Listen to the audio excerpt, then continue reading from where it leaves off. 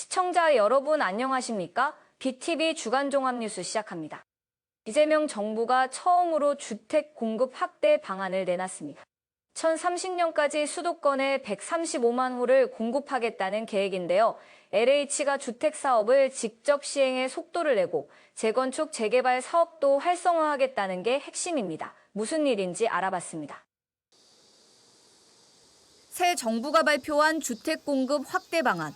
내년부터 연간 27만 호씩 2030년까지 총 135만 호를 공급하겠다는 계획입니다. 우선 공급 속도를 높이기 위해 LH가 직접 주택 건설 사업을 시행합니다.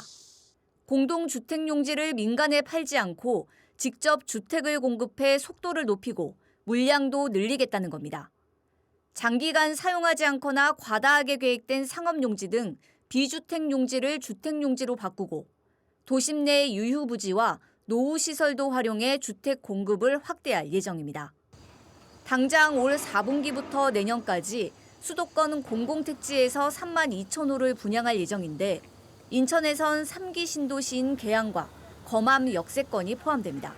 공공 분양도 조속히 추진하겠습니다.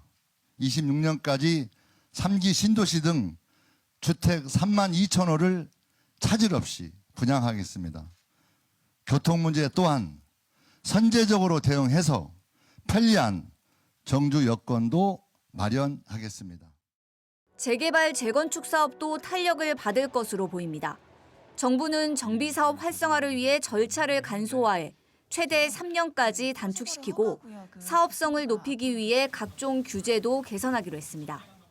재개발, 재건축 등 민간 정비사업에서 체감 가능한 공급을 만들어 내겠습니다. 전 단계에 걸쳐서 절차를 간소화하여 사업 기간을 최대 3년까지 단축할 것입니다. 특히 공공 재개발, 재건축 사업에 대해 용적률을 높이고 행정적, 재정적 지원을 확대해서 성과를 실질적으로 낼 수 있도록 해내겠습니다.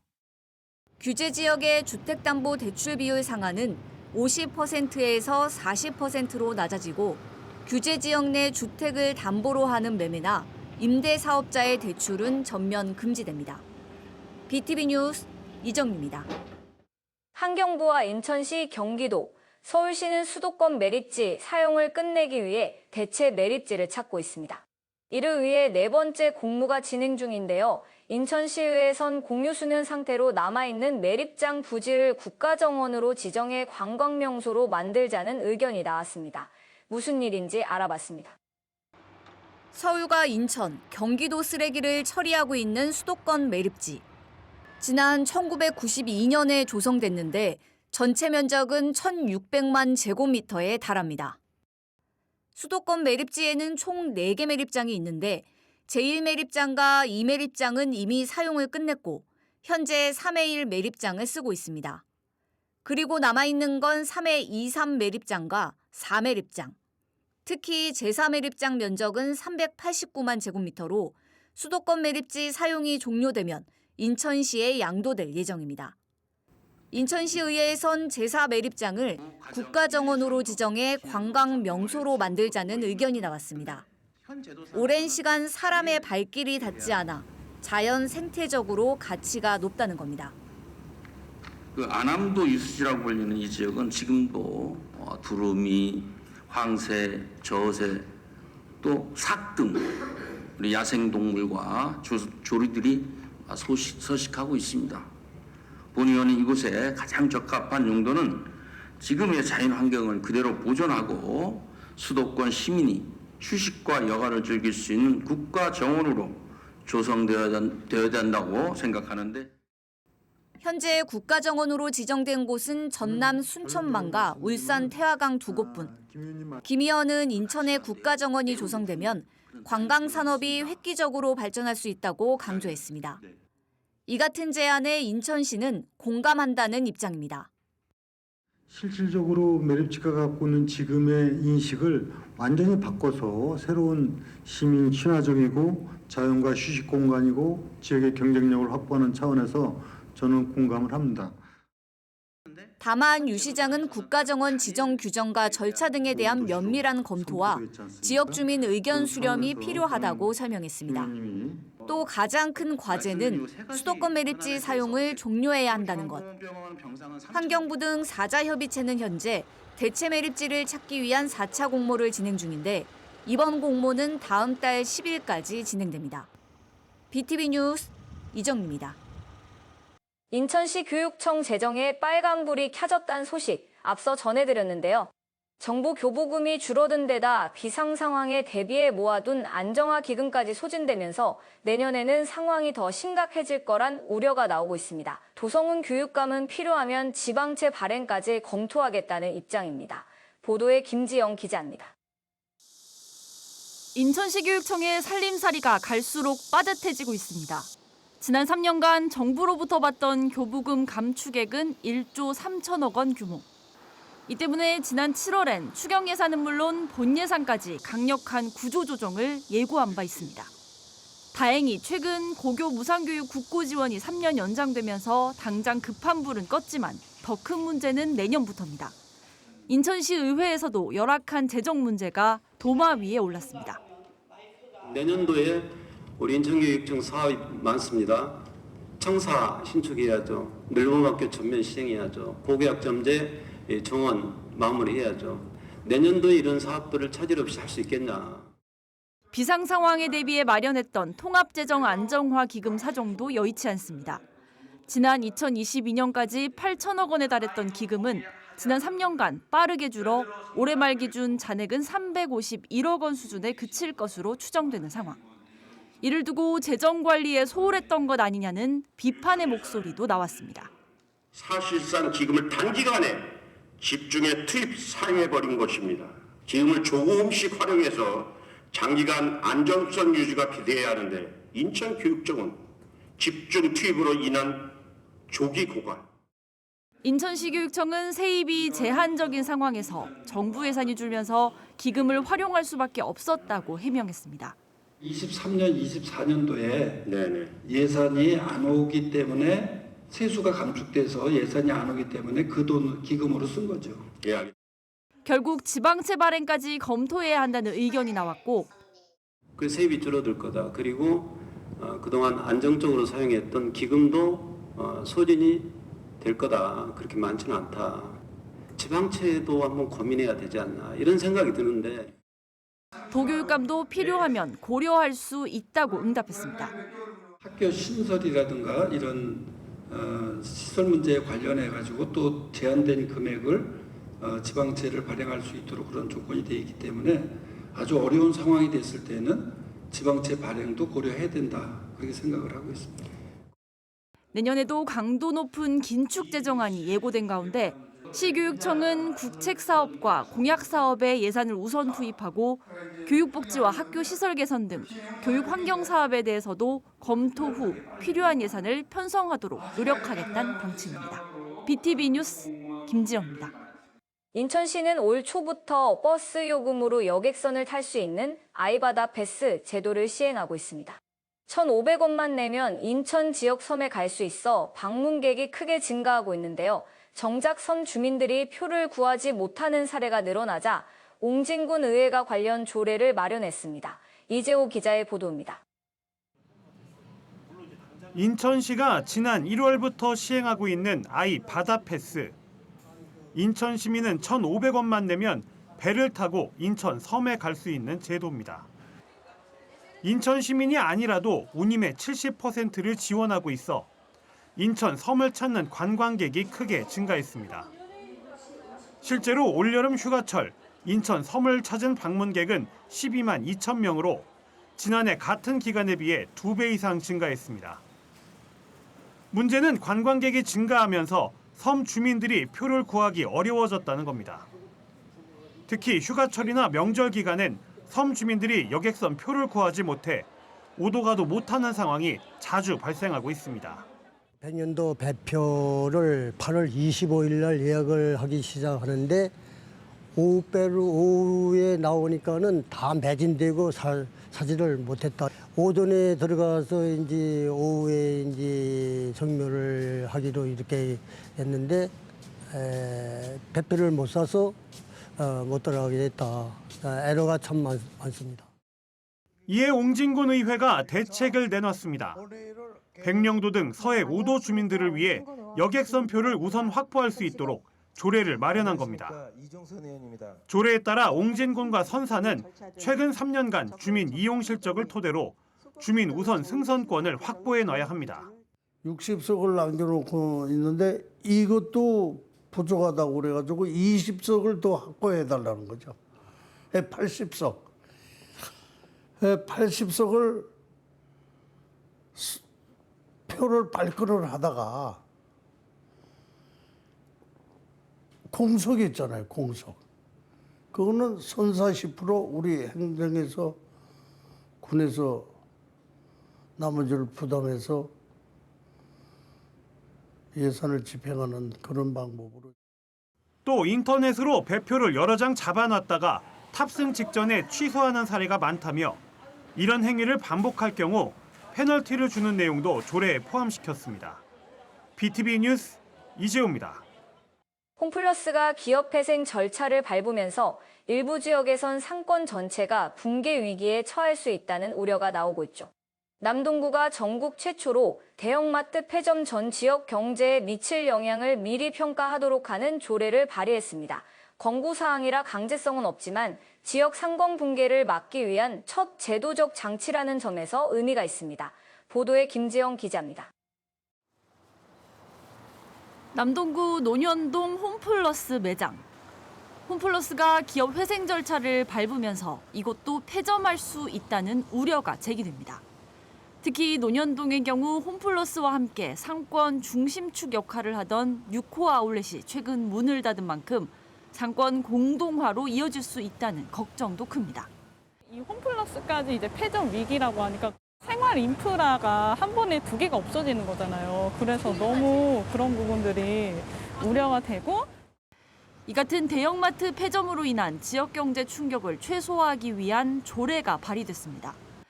조례안은 3,000제곱미터 이상 대형 점포가 문을 닫거나 면적의 절반 이상을 축소하려는 경우 예정일 90일 전까지 총 3개 분야의 지역경제 영향평가서를 제출하도록 규정했습니다. 또 위원회 심의를 거쳐 사업자에게 상생 협력 방안을 권고하거나 협의를 거치도록 하는 내용도 포함됐습니다. 상권이 붕괴되고 고용 불안, 지역 주민 불편 등의 문제가 대두되고 있지만 별다른 대책 없이 자유시장 논리에 맡겨야 한다는 사후적 관점이 지배적입니다. 충격을 최소화하기 위해서는 사전 예방구조 차원의 대책도 필요하다고. 이번 조례안은 9일 열린 제306회 남동구의회 임시회에 발의돼 상임위 심의 등을 거쳐 오는 11일 본회의에 상정될 예정입니다. 비록 법적 구속력은 없는 조례의 권고사항이지만 대형마트 폐점 부작용을 최소화하기 위한 사전 예방 대책이 제도적으로 마련된다는 점에서는 의미가 큽니다. BTV 뉴스 김지영입니다.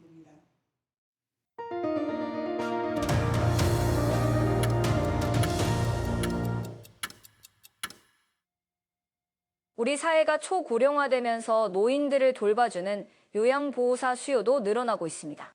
또 맞벌이 부부가 늘어나면서 아이를 돌봐주는 아이돌보미 수요도 급증하는 추세입니다. 이렇게 돌봄 서비스의 수요가 높아지는데도 불구하고 이들을 위한 제도는 아직 열악하다고 합니다. 구혜희 기자가 취재했습니다. 10년이 넘는 시간 동안 아이돌보미 일을 해오고 있는 허종인 백영숙 씨. 남동구에 소속돼 아이돌보미 일을 하다 연수구로 이사를 했지만 집과 가까운 연수구에서 아이돌보미 일을 할 수는 없습니다. 남동구에서 연수구로 옮길 경우 일해온 경력이 모두 사라지기 때문입니다. 이제 옮겨도 돼요. 옮겨도 되는데 옮길 경우 이제 제 근속 같은 게 다 없어지고 사표를 쓰고 옮겨야 돼요. 근데 사표를 쓰고 연수 가서 면접을 봤을 때 연수에서 저를 채용을 안 하면 그럼 저는 일을 못 하게 되니까. 관련 법령안에 명시된 건 아니지만 현장에서는 관행처럼 적용되는 것으로 확인됐습니다. 이는 요양보호사의 경우도 마찬가지. 장기 요양 제도가 시행된 지도 벌써 17년이 지났지만 관련 처우는 제자리 걸음입니다. 특히 임금의 경우 17년 전과 똑같은 수준, 17년 된 사람이나 이제 시작한 사람이나 최저임금입니다.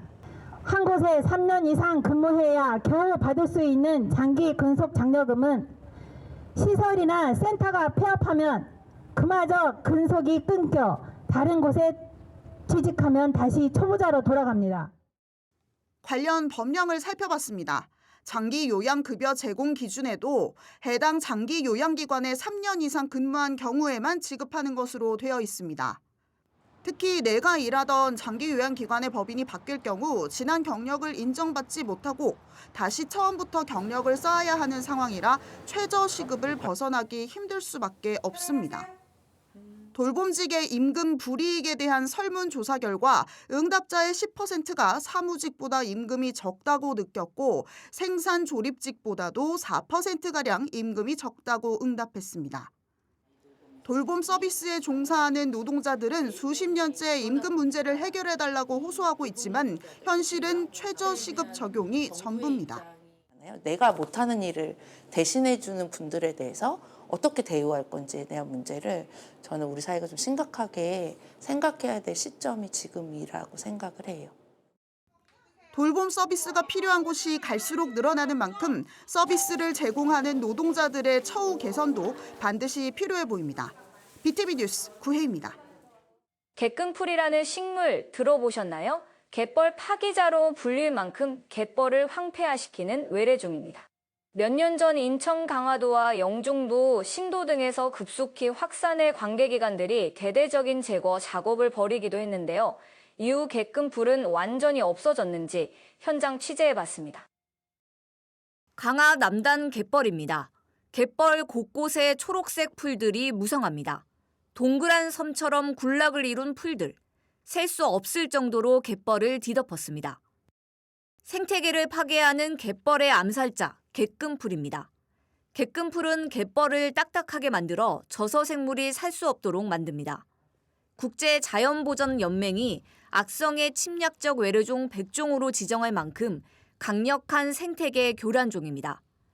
지난 2008년 국내에 유입돼 인천 강화와 영종도, 신도에서 빠르게 확산했고 대대적인 퇴치 작업이 벌어졌습니다.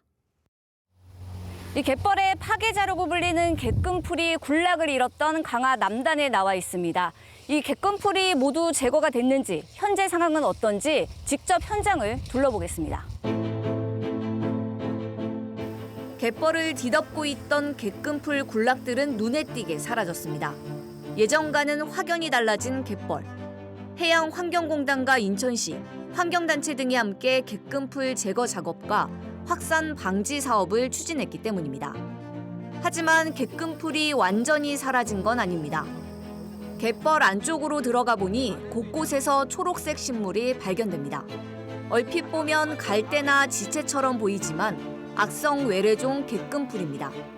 갯금풀은 씨앗뿐만 아니라 뿌리로도 번식이 가능한데 현재로선 통째로 뽑아내는 게 유일한 제거 방법입니다.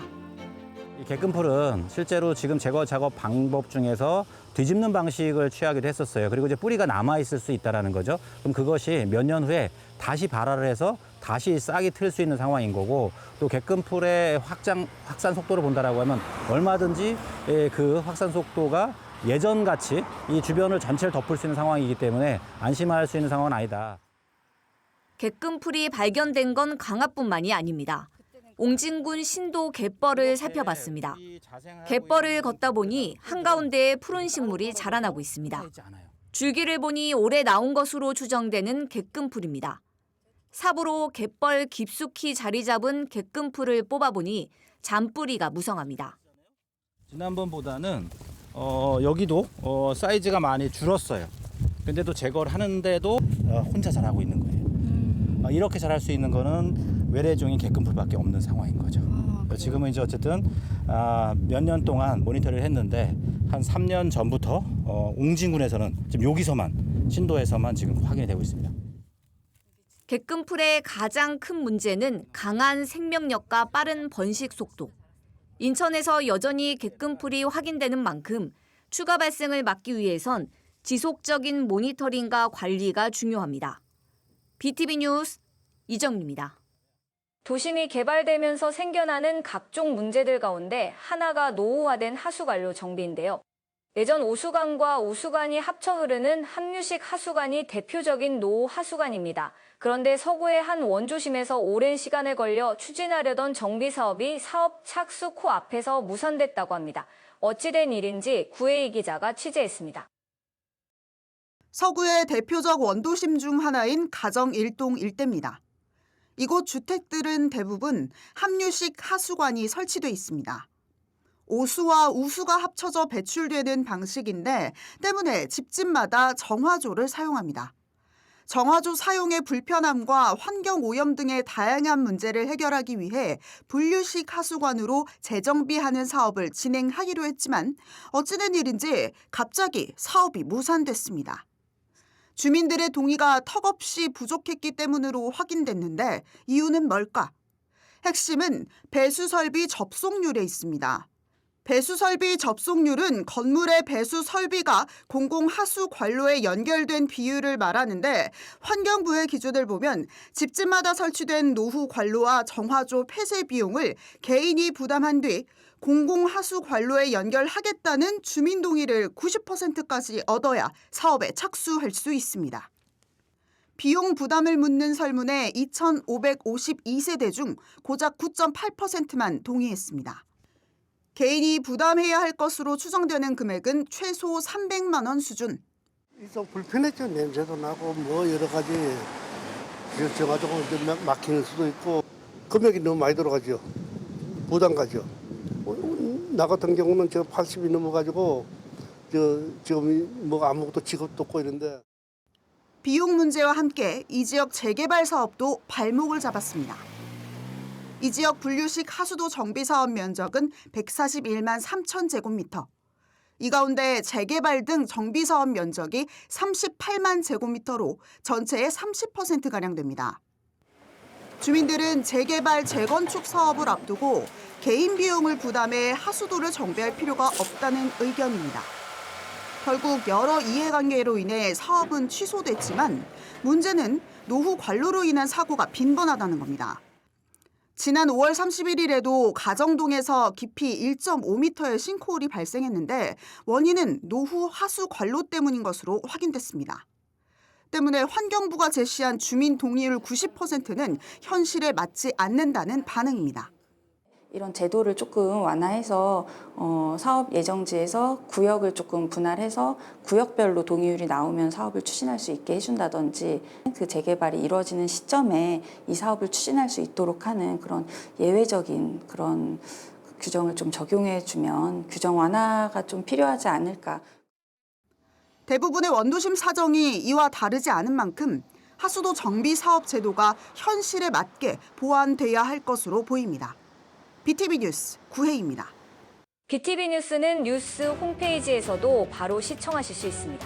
시청자 여러분의 많은 관심 바랍니다. 이상으로 BTV 주간 종합 뉴스를 마칩니다. 시청해주신 여러분 고맙습니다.